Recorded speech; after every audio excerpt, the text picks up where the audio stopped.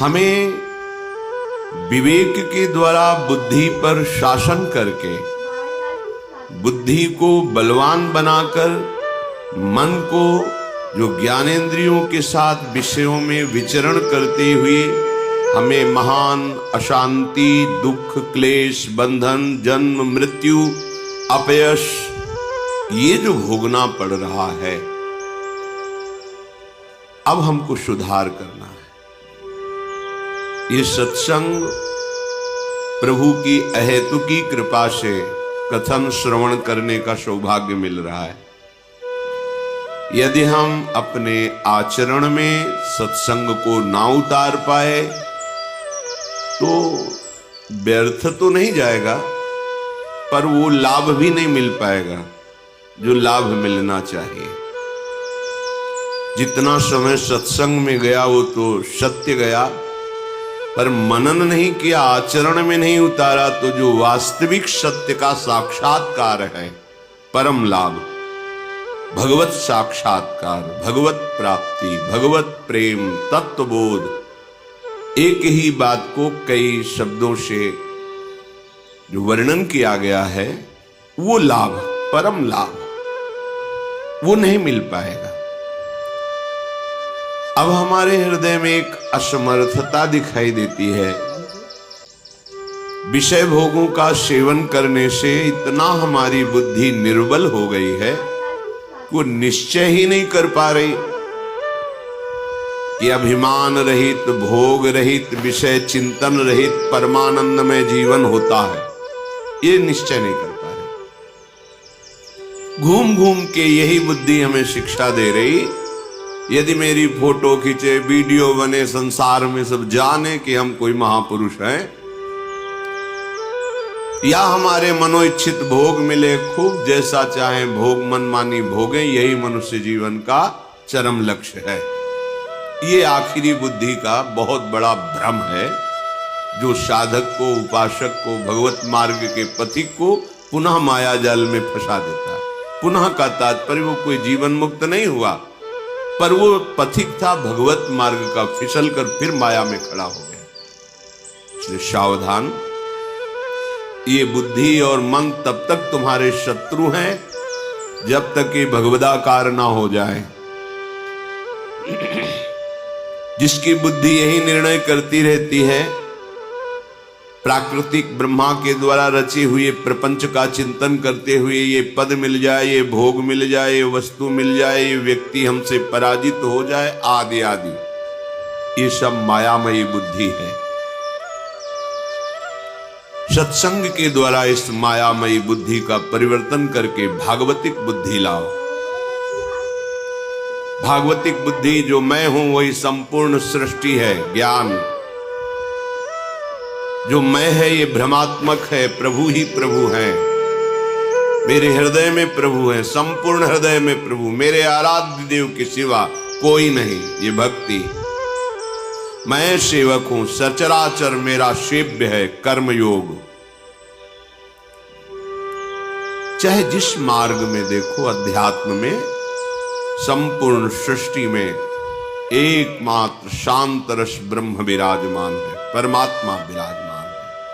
उसी का अनुभव करने के लिए निकले हैं और उसी से अखंड प्रसन्नता, महासुख का अनुभव होता है।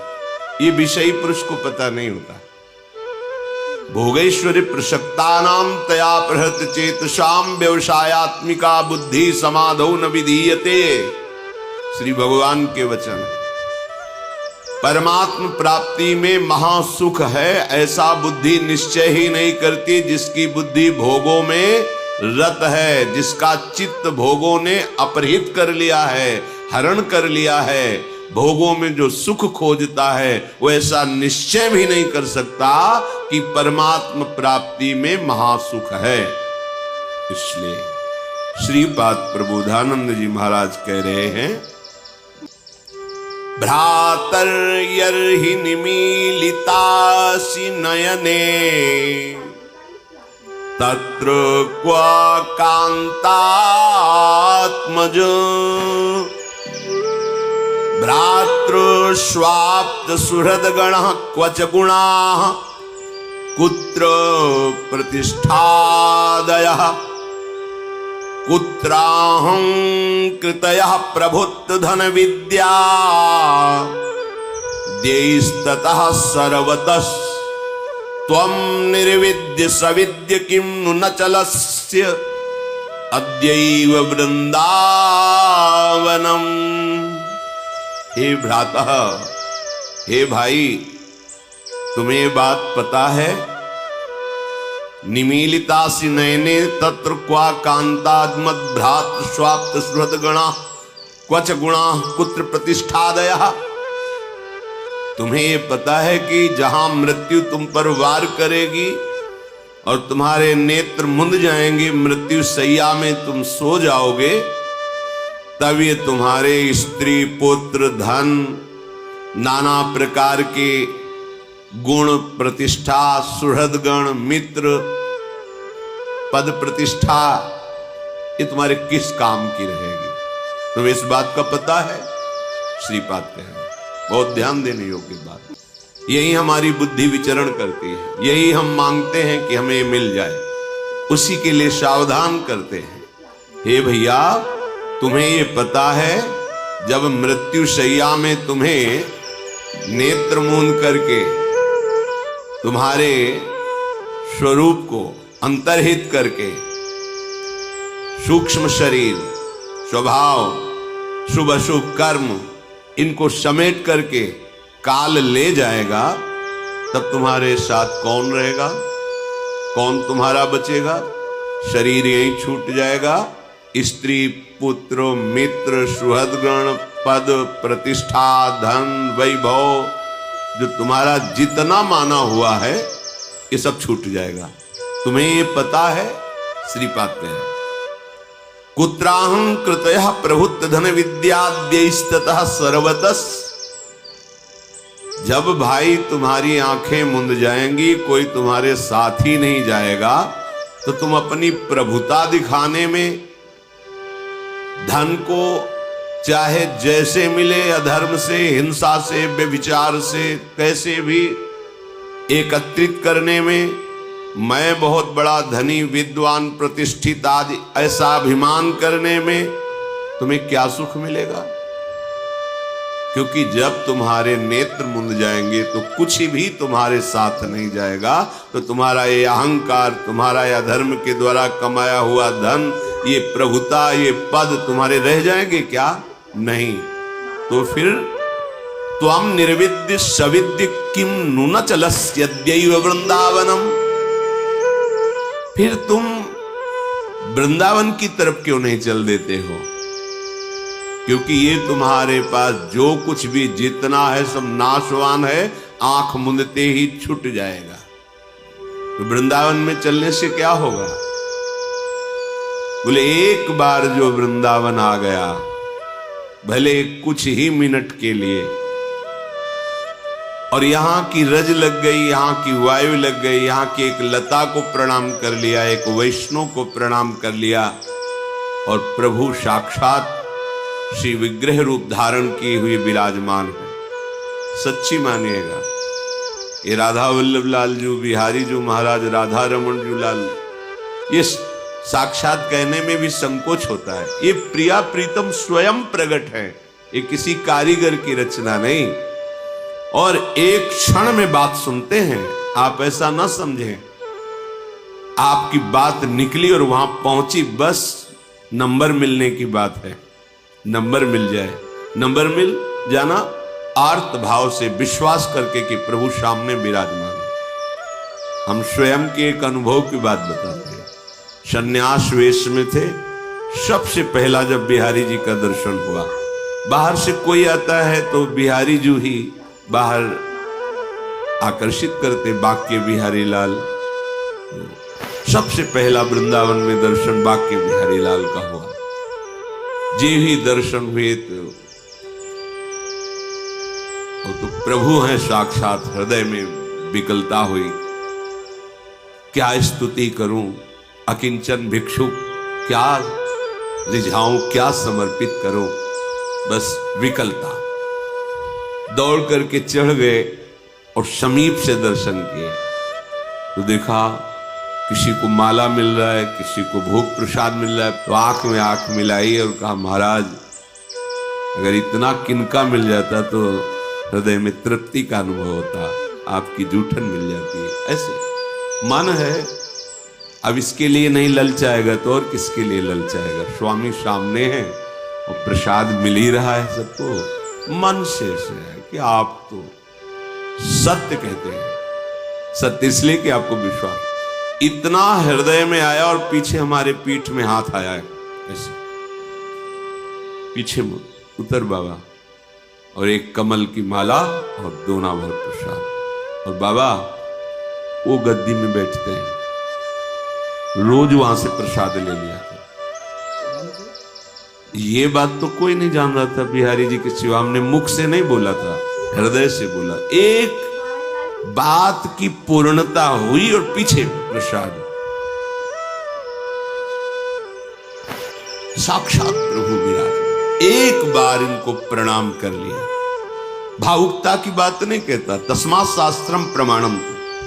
एकोपि कृष्ण कृतः प्रणामो दशाश्वमेधा भृतेन तुल्यः दशाश्वमेधी पुनरेपि जन्मो कृष्ण प्रणामी न पुनर्भवाय। शास्त्र प्रमाणित बात, केवल भावुकता की नहीं कि आपकी भावुकता एक बार बिहारी जी को प्रणाम कर ले, राधा वल्लभ जी को प्रणाम कर ले तो उसका पुनर्जन्म नहीं होगा। ये भावुकता की बात नहीं, शास्त्र प्रमाणित। एक बार हमारे प्राण प्रीतम श्री कृष्ण को कोई प्रणाम कर दे, साष्टांग पंचांग, एकोपि कृष्ण कृतः प्रणामो तो दशाश्वमेधा व्रतेन तुल्यः, 10 अश्वमेध यज्ञ के अवभृत स्नान का उसको फल प्राप्त होता है। पर 10 अश्वमेध यज्ञ के अवभृत स्नान करने वाला और श्री कृष्ण को साष्टांग प्रणाम करने वाले में अंतर है। क्या अंतर है? वो यज्ञ करने वाला पुण्य लोकों में जाएगा और पुण्य भोग कर मृत्यु लोके विशंति, पर कृष्ण प्रणामी न पुनर्भवाय। एक बार जिसने हृदय से भरकर त्राहिमाम प्रभु श्री कृष्ण को प्रणाम कर दिया, दशाश्वमेधी पुनरेपि जन्मो तो कृष्ण प्रणामी न पुनर्भवाय। देखो एक बार आए, वृंदावन की धूल लगी, वायु लगी, यहां किसी लता खगमृग पशु पंछी जो भी एक बार नमन किया, एक बार बिहारी जी राधा रमण राधा वल्लभ लाल को प्रणाम किया और एक बार दौड़कर चरणामृत लिया। अकाल मृत्यु हरणम सर्व व्याधि विनाशनम श्री कृष्ण पादोदकम पीत्वा पुनर्जन्म न विद्यते। एक बार चरणामृत लिया, एक बार जोर से बोले जय जय श्री राधे। अब जाओ, त्रिभुवन में त्रिकाल में तुम्हारा कोई नाश नहीं कर सकता। ये अक्षुण्ण मिनट, ये प्रणाम, ये यहां की रजकण का स्पर्श, किसी की यम की भी ताकत नहीं कि तुम्हें दंड दे सके।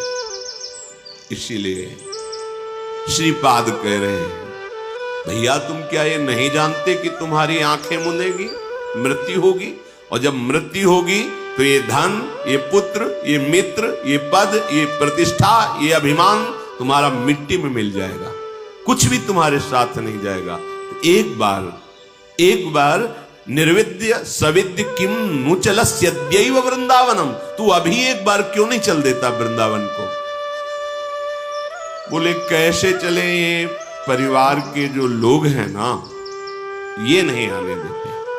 तो कहते उन्मत्त प्राय वाचः परिमुषित धियो मायया अनर्थ बीजम स्वार्थम मत्वा कृतार्था अथन सुख विवेकादयोग्राह्य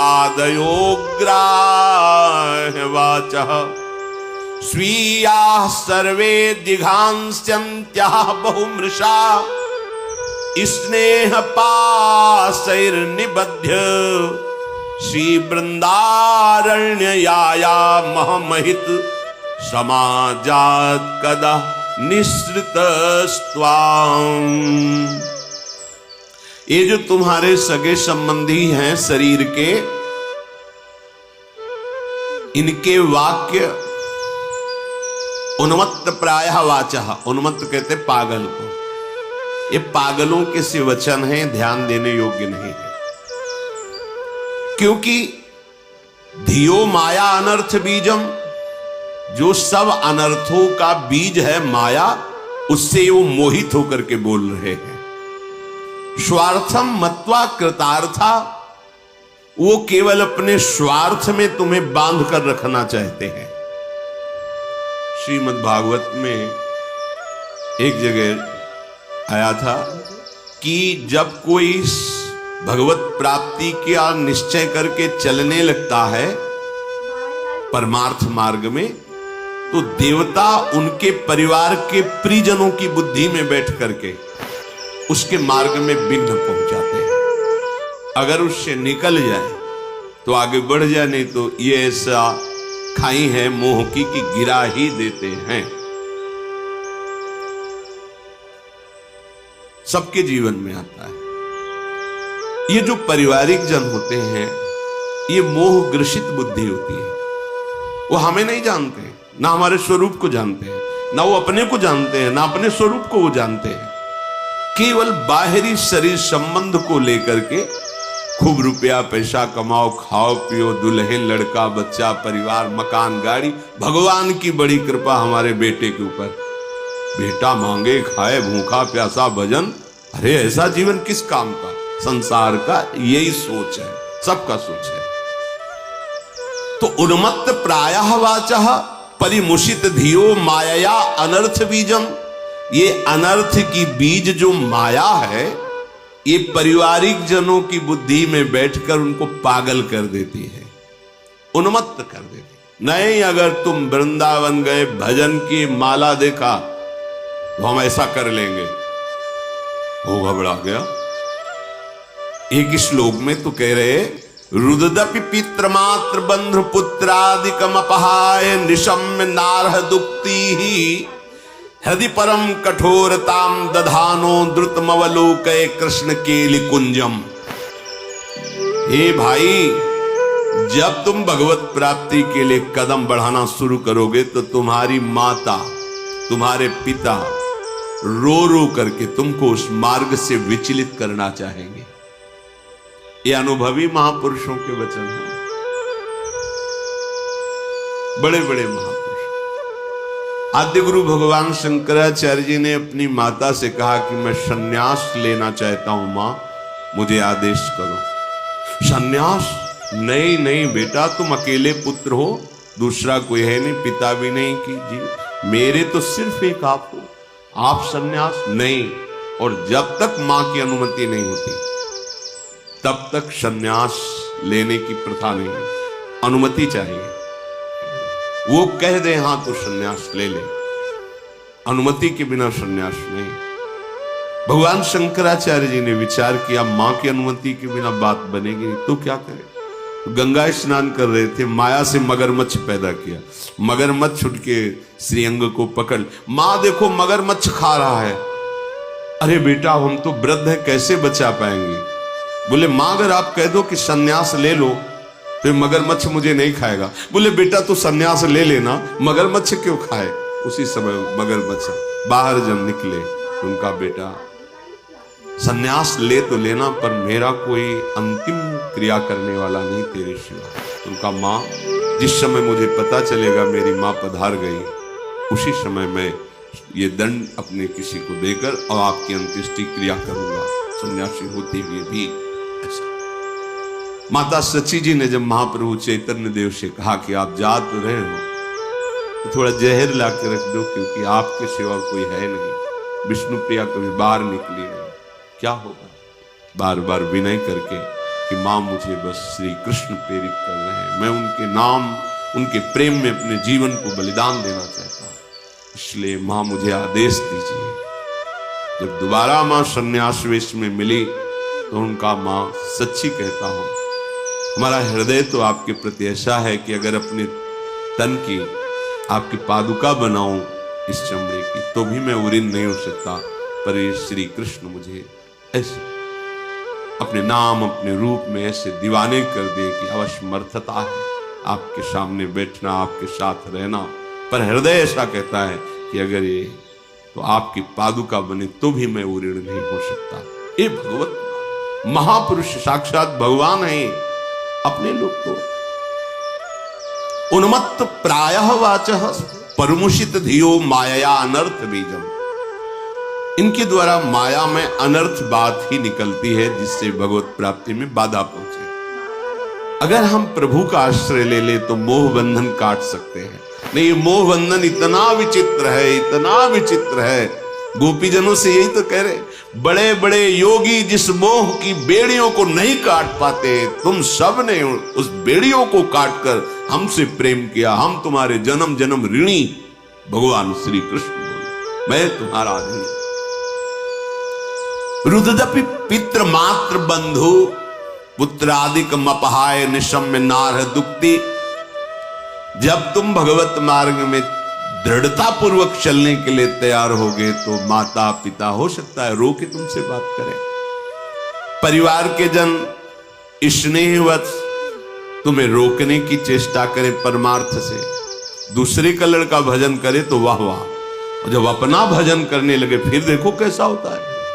फिर तो जलन पैदा हो जाएगी। ज्यादा भजन करे, कितने ऐसे प्रश्न आते, ज्यादा भजन करेगा तो फिर ठीक नहीं है।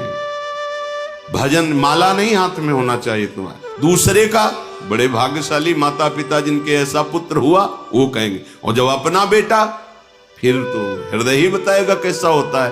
तो कह रहे हैं कि इनकी उस समय दैवी प्रेरणा से मोह प्रबलता के कारण जो बातें हो रही हैं, उन बातों पर ध्यान नहीं देना चाहिए। यदि गृहस्थ मार्ग से भगवत मार्ग में चल रहे हो तो खूब तन मन से धन से माता पिता की सेवा करो, उनकी आज्ञा में रहो और नाम जप करो, पर अंदर से मोह मत करो। और अगर वैराग्य मार्ग के पथिक हो तो लौट कर पीछे मुड़कर मत देखो, तो भगवान संभाल लेंगे। प्रणत कुटुंब पाल रघुराई। भगवान तुम्हारे परिवार का कल्याण कर देंगे, तुम्हारे परिवार को लौकिक पारलौकिक समस्त सुखों से युक्त कर देंगे। पक्का समझ लो, ये हमने देखा है। हृदय में हृदय परम कठोरताम दधानो। इस मार्ग के पथिक को एक जगह बहुत कठोर हृदय करना होता है, स्वजन संबंधियों से। यहां कठोरता है। अगर कठोर हृदय तो फिर भगत कैसा? क्योंकि भगत का हृदय तो अत्यंत सुकोमल होता है वो भजन के लिए। जब तक हमारा भजन अखंड नहीं हो जाता तो उदासीन और व्यवहार में बिल्कुल हृदय मजबूत, कठोर को मतलब मजबूत, किसी के आंसुओं का, किसी के दुर्वचन का, किसी के दंड का, किसी की प्रतिकूलता का कोई भी प्रभाव तुम्हारे कदम को रोक ना सके, ऐसा मजबूत हृदय होना। यहां कठोरता का मतलब निर्दयी हृदय नहीं, मजबूत घनीभूत ऐसा पुष्ट दृढ़ निश्चय, अब कोई मुझे इस मार्ग से विचलित नहीं कर सकता। अब मुझे भगवत प्राप्ति ही करनी। मैं अविनाशी स्वरूप हूं। अगर शरीर अभी छूट जाता है तो फिर मिलेगा, जब मिलेगा तब भगवत प्राप्ति को उपाय करूंगा, पर वह भगवत प्राप्ति करके ही रहूंगा। ये दृढ़ निश्चय हृदय की, जो यहाँ कठोरता की बात कही गई है, वो निश्चय की दृढ़ता की बात कही गई। यहाँ निर्दयता की बात नहीं कही गई कि बड़ा कठोर निर्दयी हृदय सबको, ऐसा नहीं। वो अपने दृढ़ निश्चय है। किसी के आंसुओं का, किसी के कटुवचन का, किसी के उपहास का कोई भी प्रभाव भक्त के हृदय में नहीं पड़ना चाहिए। अपने मार्ग में वो चलता ही रहे। स्वार्थम मत्वा कृतार्था अथ न सुख विवेकादयो अग्राह्य वाचा। कह रहे हैं बात उसकी ग्राह्य होती, पकड़ने लायक होती, जो विवेकवान होता है। लेकिन जो स्वार्थ मत्वा कृतार्था अथ न सुख, जो केवल स्वार्थ में मस्त है, स्वार्थ 5 ज्ञानेंद्रियों के द्वारा विषय भोगों में मस्त होना, परिवार, सुहृद, माता पिता, भाई बंधु, इसी को सब कुछ मान करके ना नाम जप है, ना शास्त्र स्वाध्याय है, ना भगवत वाक्यों का पालन, गुरुजनों के वाक्यों का पालन है। केवल मन में जैसे आया वैसे संसार में विचरण कर रहे हैं, जो मन आया वो भोग रहे हैं, और हमारा परिवार और हम बड़े सुखी। ये चंद दिनों की बात है। इसके बाद जो आने वाला समय है, ये सब बिखर जाएगा, कुछ नहीं रहेगा। उस समय केवल एक हरि ही तुम्हारा मित्र है, तुम्हारा सहायक है।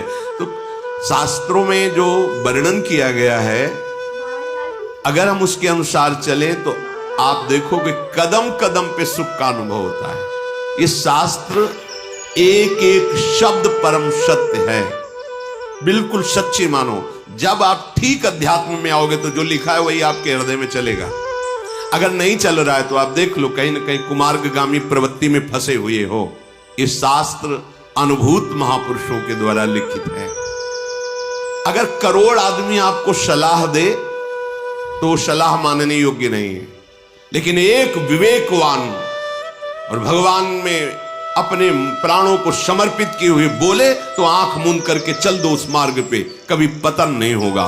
बिना ही विचारी करी शुभ जानी। एक तरफ एक करोड़ लोग हैं और एक तरफ एक विवेकवान महात्मा है जो भगवान से तन्मयता को प्राप्त है। उसके वचन सुनो, करोड़ के वचन न मानो और आंख मूंद के चल दो तो गिरोगे नहीं। करो सदा तिनके रखवारी, जिम बालक राखे महतारी। भगवत प्राप्त महापुरुष के वचन पावरफुल होते हैं, उनमें आध्यात्मिक ऊर्जा शक्ति होती है। वो आपके हृदय को ऐसे जकड़ करके प्रभु से मिला देंगे कि आप छूटना भी चाहो तो नहीं छूट सकते। भाई एक बार समर्पण वृत्ति आनी चाहिए। तो विवेकादयो अग्राह्य वाचा, जिसके हृदय में विवेक नहीं उदय हुआ उसके वाक्यों को कभी नहीं मानना चाहिए, क्योंकि वो ठीक नहीं बोल रहा है, वो विवेक रहित है। मात पिता बालक कहीं बुलावे, उदर भरे सोई जतन सिखावे। कैसे पेट भर लो अपना, यही तुम्हारे जीवन की बहुत बड़ी पुरुषार्थ वृत्ति है। नहीं, पेट भरना तो प्रारब्ध के अधीन है, जैसे पशुओं का पेट भरता प्रारब्ध के अधीन है। भगवत प्राप्ति प्रारब्ध के अधीन नहीं। ये करने के लिए तुम्हें मनुष्य शरीर मिला है, चाहे गृहस्थ हो चाहे विरक्त हो। कुछ समय आप बैठ करके सत्संग सुनिए, नाम जप किए, ठाकुर सेवा विराजमान कीजिए, जहां भी हो प्रभु के हो के रहिए। देखो कैसा जीवन मंगल में होता है। स्वीया सर्वे जिघांसन्त्यः बहुमृषा, स्नेह पासैर् निबध्य। हे भाई, भगवत प्राप्ति के लिए जब तुम चलोगे तो बहुत से मित्र आपके स्नेह पास के द्वारा आपको बांध कर जकड़ कर रख लेंगे और वो तुम्हें मृत्यु पर्यंत इसी स्नेह पास में बांधे रहेंगे। बड़ा विचित्र बंधन है स्नेह बंधन, स्नेह बंधन। बड़े बड़े बंधनों को तोड़ने वाले तो देखे गए, लेकिन स्नेह बंधन को केवल भगवत भक्त ही तोड़ सकता है, दूसरा नहीं। तो क्या भगवत भक्त स्नेही नहीं होता? सबसे बड़ा प्रेमी होता है वो तो। फिर स्नेह बंधन और स्नेही दोनों एक साथ कैसे हो सकते हैं? तो बोले जो मोह जनित स्नेह है उसका उनके हृदय में लेश मात्र भी प्रभाव नहीं होता, और उनके हृदय में जो भगवत जनित प्रेम है उसका प्रभाव चराचर जगत को मंगल प्रदान करेगा। हेतु रहित जग जुग उपकारी, तुम तुम्हार सेवक असुरारी। बिना किसी कारण के तुम्हारा मंगल करने की बात केवल दो में ही है, एक तो भगवान और एक भगवान के प्रेमी भक्त महात्माओं में। जो भगवान के प्रेमी महाभागवत जन है, दूसरे में नहीं। नहीं तो सब स्वार्थ के मित्र हैं। इसलिए कह रहे स्वजनगण स्वीया सर्वे जिघांस्यन्त्यः बहुमृषा। इनकी झूठी बातें हैं, कोई प्यार नहीं करता, कोई नहीं। कितनी घटनाएं आप देखो संसार में, एक पुरुष किसी और से मित्रता कर लेता, अपने परिवार को नष्ट कर देता है। एक पुत्र देखता है कि अभी तो बहुत दिन जीवित रहेंगे माता पिता, तब तक तो हमारी कामनाएं दबी रहेंगी, अगर ये मर जाते तो प्रॉपर्टी हमें मिलती। मनमानी आचरण, बड़े आनंद लेते।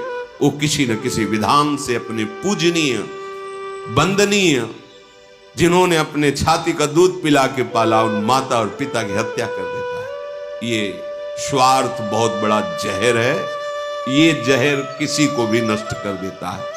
और ये ऐसे पास में बांध के रखता है कि जानता है सब कोई, लेकिन निकल नहीं पाएगा।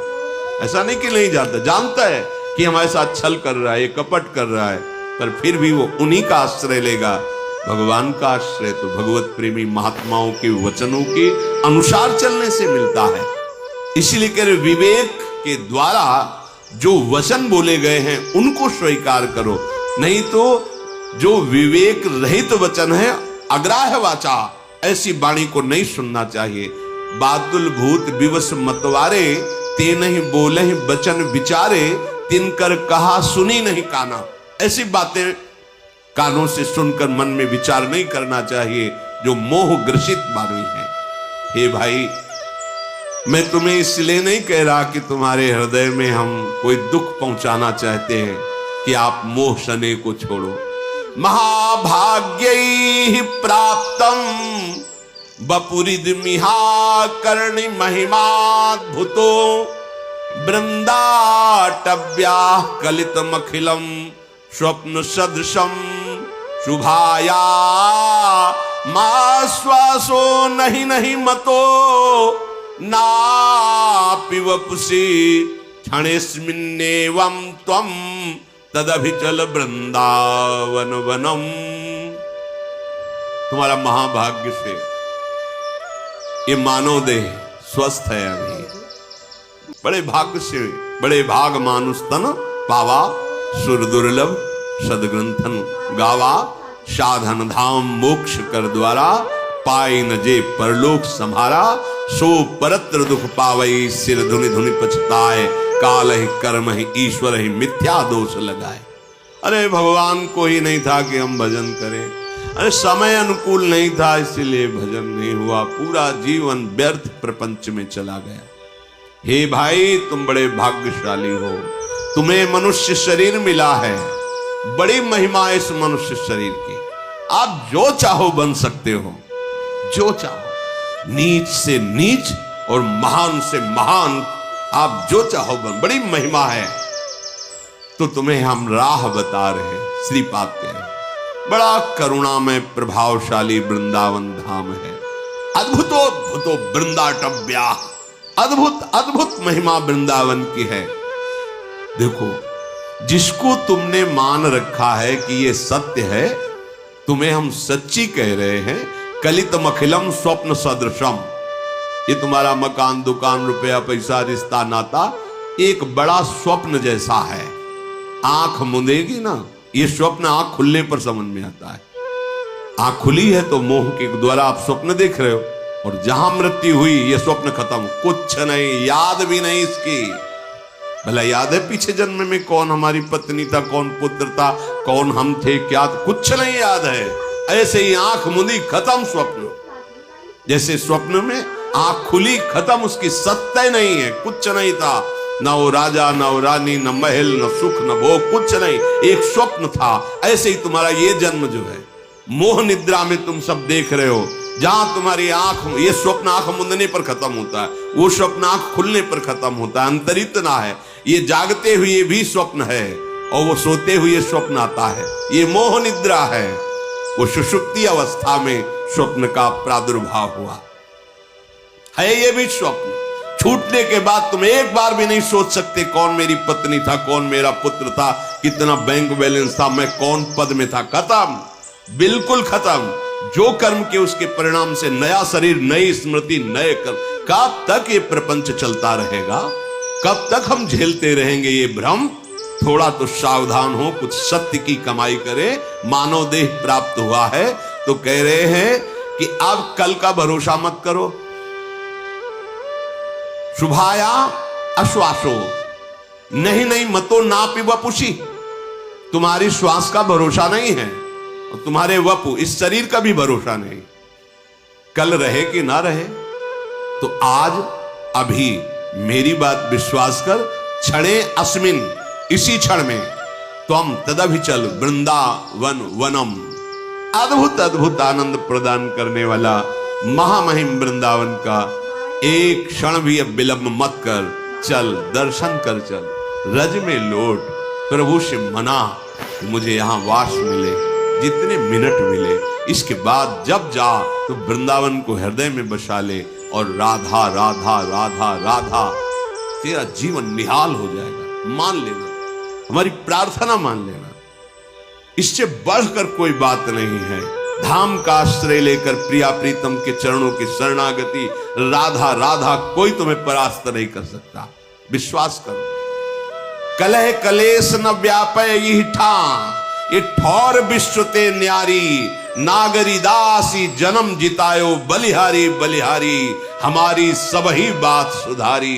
कृपा करी श्री कुंज बिहारी, अरु श्री कुंज बिहारी हमारी सबही बात सुधारी। राख्यो अपने वृंदावन में जीठा रूप उजारी, नित्य के लिए आनंद अखंडित रसिकन संग सुखकारी हमारी सबही बात सुधारी। बिहारी बिहारी जी ने सुधार दी बात।